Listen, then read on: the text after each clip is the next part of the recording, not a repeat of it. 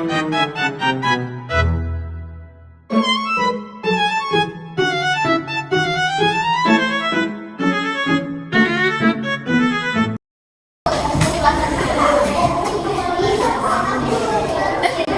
teman-teman, kembali lagi kepada kami pada hari ini.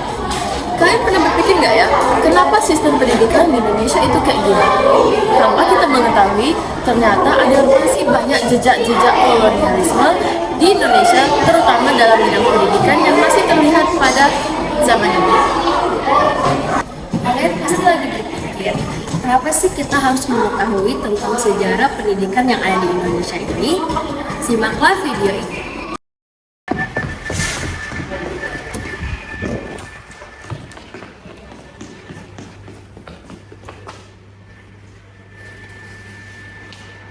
Tahu nggak, pada zaman kolonial dulu, tidak semua orang bisa mengakses pendidikan dengan gampang seperti zaman sekarang.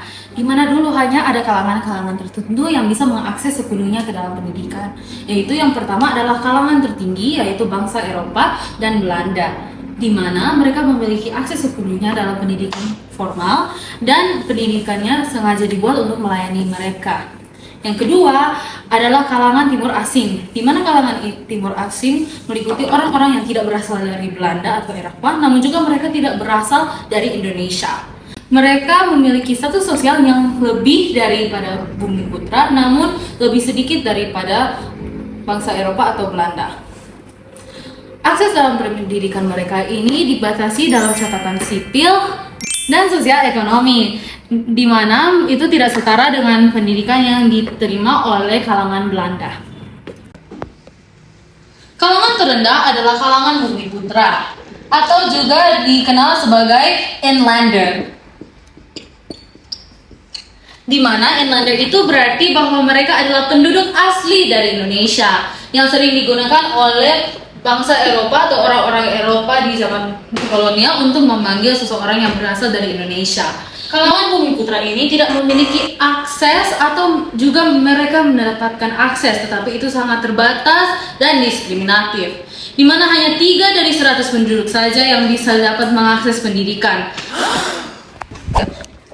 Tetapi dari proses itulah terlahirlah generasi terpelajar yang kemudian digunakan Tuhan untuk memperjuangkan kemerdekaan bangsa Indonesia.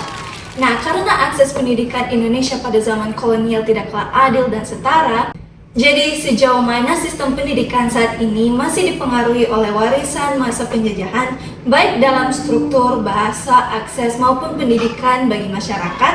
Nah, untuk memperdalam pembahasan ini, mari kita bahas dalam wawancara berikut.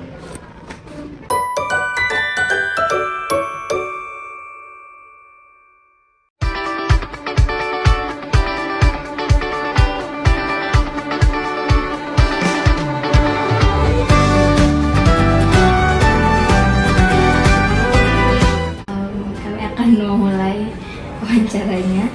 Jadi pertanyaan yang pertama itu, bagaimana sistem pendidikan yang digunakan saat ini masih dipengaruhi oleh sistem pendidikan zaman penjajahan?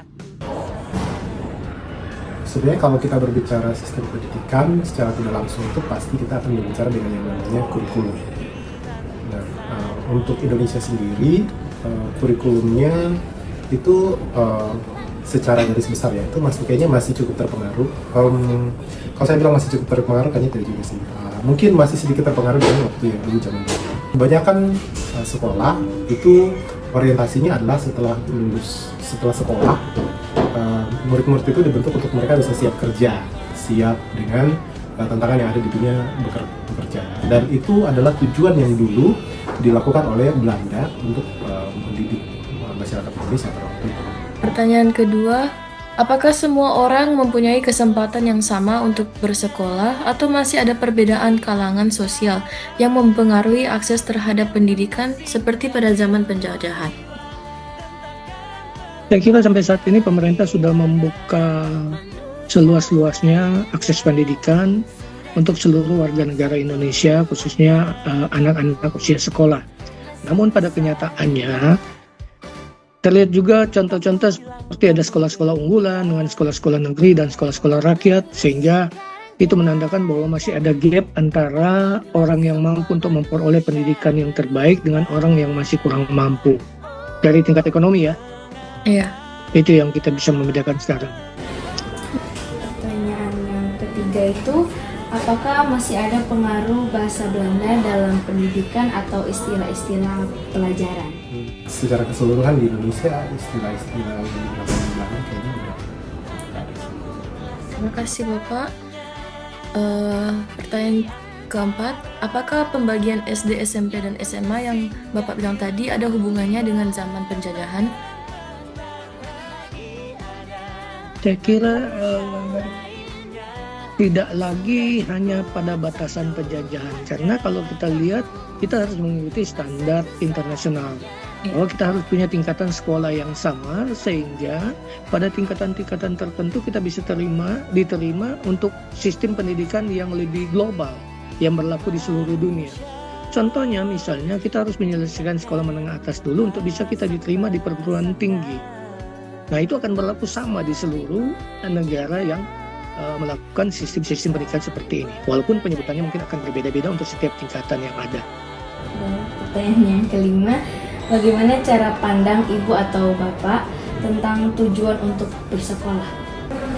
Sebenarnya tujuan dari pendidikan itu adalah supaya kita bisa di akhir dari pendidikan itu kita bisa berkontribusi. Jadi tujuan pendidikan itu bukan untuk diri sendiri. Tujuan pendidikan itu adalah supaya kita bisa hidup di tengah-tengah masyarakat dan berkontribusi dalam seperti itu. Jadi kalau sampai kita sudah lulus, pintar dan lain sebagainya, tapi yang kita gunakan itu hanya untuk kepentingan diri sendiri, percuma kamu sekolah. Selanjutnya Bapak, pertanyaan nomor 6 itu, menurut Bapak, apakah terdapat perbedaan sekolah atau fasilitas untuk rakyat biasa dan untuk orang kaya di Indonesia? Pertanyaan yang tajam ya. Karena itu tuh menyentuh realita masyarakat kita. Kenyataannya memang ada. Kalau di Indonesia sendiri secara khusus kesenjangan itu masih ada. Dan kebaliknya tadi sih, karena akses, maksudnya ekonomi itu bisa menentukan kamu dapat sekolah yang bagus, dapat fasilitas yang bagus, dapat kuliah yang bagus atau tidak. Meskipun saya tidak akan bilang bahwa keberhasilan seseorang itu ditunjang dari tingkat ekonomi orang tuanya ya. Terima kasih. Sekarang pertanyaan yang ketujuh, apakah sekolah itu masih dianggap cara utama untuk bisa bekerja seperti pada zaman penjajahan? Sampai saat ini saya kira semua perusahaan saat kita mendaftar hanya menanyakan ijazah. Iya. Apakah Anda memiliki ijazah? Nah, hal-hal ini yang kadang-kadang tidak mewakili dari kompetensi yang dimiliki oleh lulusan yang ada. Tapi ini menjadi fenomena. Yang dicari adalah ijazah, bukan yang dicari pada orang yang mempunyai kompetensi khusus, orang yang mempunyai skill tertentu, orang yang mempunyai attitude tertentu. Padahal yang dibilang dengan kompetensi adalah orang yang memiliki knowledge, pengetahuan, kemudian memiliki skill atau keterampilan, dan memiliki attitude atau sikap yang baik. Mungkin tiga hal ini yang kadang-kadang tidak terwakili dengan selembar ijazah. Pertanyaan terakhir, pertanyaan ke-8. Menurut Bapak, apakah pendidikan di Indonesia hanya fokus pada dampak buruk yang dibawa oleh masa penjajahan atau kolonialisme? Saya kira saya tidak bisa mengatakan itu dampak buruk ya. Cuman artinya kita belum bisa keluar atau membentuk sistem pendidikan yang lebih fokus pada menggali potensi siswa. Tidak memberi keleluasan kepada siswa itu untuk memilih bidang yang betul-betul diminati. Jadi apakah ini dampak buruk dari masa penjajahan? Saya kira tidak juga. Karena penjajahan kan kita sudah merdeka 80 tahun, tapi sistem pendidikan kita masih benar yang jelas. Seperti ini. Sistem pendidikan di Indonesia masih dipengaruhi oleh warisan kolonial Belanda yang menimbulkan perbedaan akses antara sekolah negeri, swasta, dan kelompok sosial. Hingga saat ini, standar pendidikan belum merata dan lebih menekankan akademik daripada pengembangan soft skill. Padahal, di era globalisasi, siswa dituntut untuk memiliki kemampuan hidup yang seimbang antara pengetahuan, soft skill, dan hard skill. Oleh karena itu, pendidikan perlu diarahkan agar lebih inklusif, setara, dan relevan dengan kebutuhan zaman. Seluruh Sulawesi Utara tidak mengikuti sistem hierarki karena di setiap desa memiliki pemimpin yang dipilih secara musyawarah dan tidak berdasarkan garis keturunan. Hal ini membuat Belanda tidak bisa menerapkan strategi indirect rule atau pemerintah tidak langsung yang mereka gunakan di tempat lain, yaitu dengan memanfaatkan raja atau bangsawan setempat. Mereka harus bernegosiasi dan berinteraksi secara langsung dengan para pemimpin di desa yang pada akhirnya menempatkan masyarakat Minahasa di posisi yang lebih setara.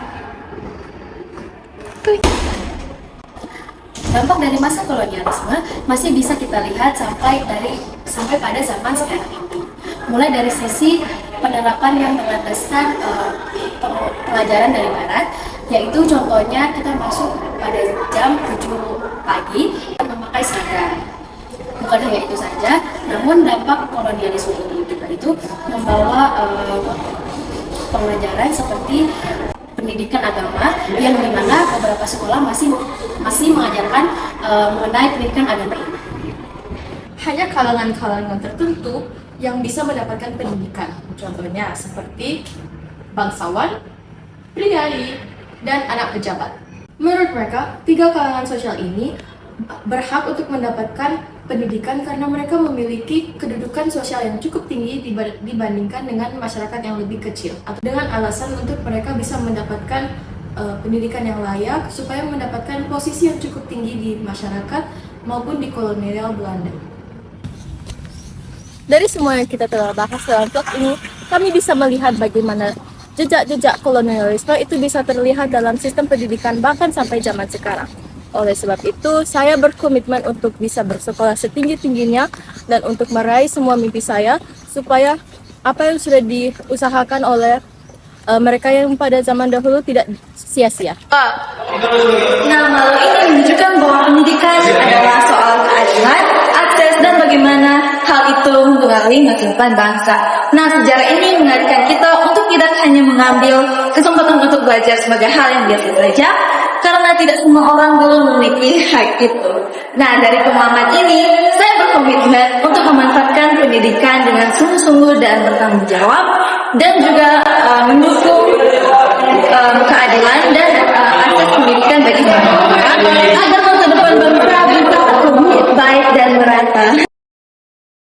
Dari pembahasan vlog ini, saya belajar banyak hal secara saya sendiri. Namun, saya bersyukur karena saya bisa mendapatkan pendidikan yang lain, dan saya berkomitmen untuk belajar dengan niat dan giat, serta melaksanakan pendidikan saya dengan baik. Jadi yang saya pelajari dari wawancara sebelumnya itu adalah bahwa pengajaran dan juga pendidikan yang ada di Indonesia itu masih berlandaskan dengan pengajaran yang ada di Belanda. Contohnya itu kita masuk di jam 7 pagi dan juga memakai seragam. Seperti dalam Amsal 4 ayat 13 yang berkata, "Berpeganglah pada pendidikan, janganlah melepaskannya. Peliharalah dia, karena dialah hidupmu." Yang dimana ayat ini menekankan kepada kita betapa pentingnya untuk kita berpegang teguh pada pengajaran dan pendidikan yang baik.